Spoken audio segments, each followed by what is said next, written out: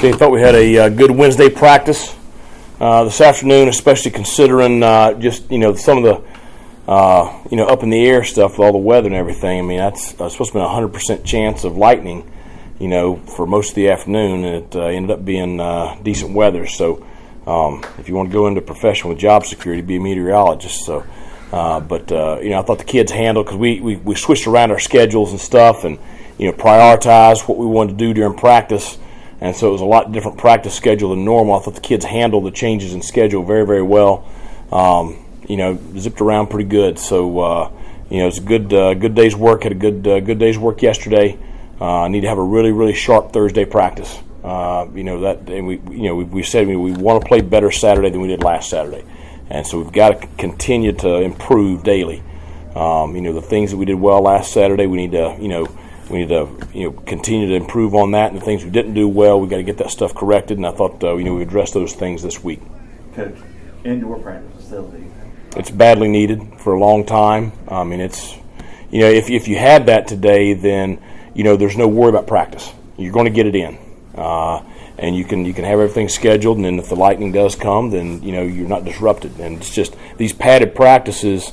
They're so valuable because you're going to play on Saturday how you practice during the week, and there's no way you can simulate contact, and so when you lose a contact day, that hurts you. So it's a bad priority need.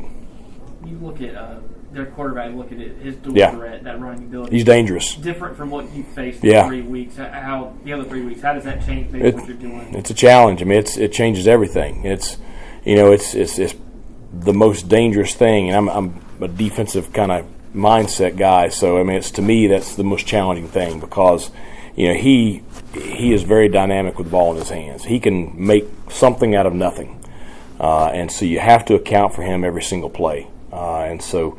He did some good things last week. He really played well against the Citadel. He's an experienced kid. I mean, he graduated from high school in 2016, so he's an older guy, very experienced. So, we got to do a great job with him Saturday. They do a lot of things pretty well, not just the quarterback. What gets your attention about them? Well, I mean, I think they got a couple of receivers that do a great job. Great job catching the football, making plays. Those are older guys. I think the young running back, I was very impressed with him. In each of the first 2 games, offensive line wise, I think that they are much improved from what they were a couple of years ago. Very solid there. Defensively, fundamentally sound, play really, really hard. It's a good scheme, and so it's they're a good football team. I mean, they come from a good conference at the FCS level. I know them very, very well. I know that conference well, and we're going to have to play really well on Saturday. Elijah Morris really kind of gutted through the Marshall game. Yeah. How was he responding from that? And then just what can you say about him cutting through that pain? Well, I mean, he's, a lot of people would have been out for 3 or 4 weeks, and he hadn't, he's dressed every week, and he continues to recover. He's still not 100% healthy, but he played a lot of plays the other night, and which says a lot about his mental toughness. So, like I said, you knew immediately when he had the injury that you knew what was going to happen. You knew he would do everything he could to be out there on the field, and he has done that. I just think it says a lot about him character-wise, toughness-wise, just dependability, all those things. You talked about last week you want to see Surratt play a little more. He did, and he played pretty well. Played well. He's a kid from this time last year to right now has really, done a 180 in everything in his life, and it's because of his work ethic, and it's because of doing things right. He's doing a good job academically. He's doing a good job in his personal life, and I think all those things tie together. But excited about the way he played the other night. It seems like there's some continuity. The linebackers involved in the same starting group and up front is developing maybe the way that you liked. Are they working well together up front for the most part? Yeah, I mean, I think there's continuity throughout our defense, and it's. I know we gave up some plays the other night, and like we talked about, after the game, Marshall had a lot to do with that. Very talented playmakers on that side of the ball for Marshall, but they all know the scheme. When they have a bust, they know what it is immediately, and so you don't have near as many of the mistakes as we had a year ago. but the continuity of the coaches. I mean, it's just all, you've got some consistency there, and that's why you're continuing to see us, improve on that side of the football. With some positive momentum working, and really the first 2 games you played well as well. So, what's the point of emphasis in trying to just make sure that you keep it going in the right direction? It's the same. It's the same every day. I mean, it's a part of our process, and that's pushing ourselves to be the best every day. Push ourselves to improve every day.